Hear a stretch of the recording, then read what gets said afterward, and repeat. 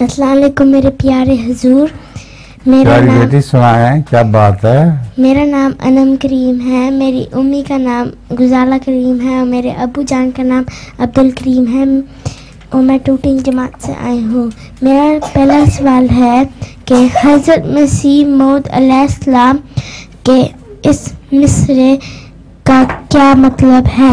छोड़ दो इस राग को आसमां जिसको गाता नहीं, जो आसमान गाता नहीं, यानी खुदा ताला की आवाज़ जो है आसमान पे, वो हज़रत मसीह मौद अलैहिस्सलाम की ताईद में चल रही थी और ये पैगाम दे रही थी कि सारे इस मसीह को मान लो। इसमो सौत समा जाल मसीह, ये दूसरा शेर है फारसी का कि आसमान की आवाज़ सुनो। वो क्या थी? जाल मसीह, मसीह आ गया। तो ये आवाज़ है, इस पर कान धरो और अपने राग जो अल्लाह पर है ये छोड़ दो।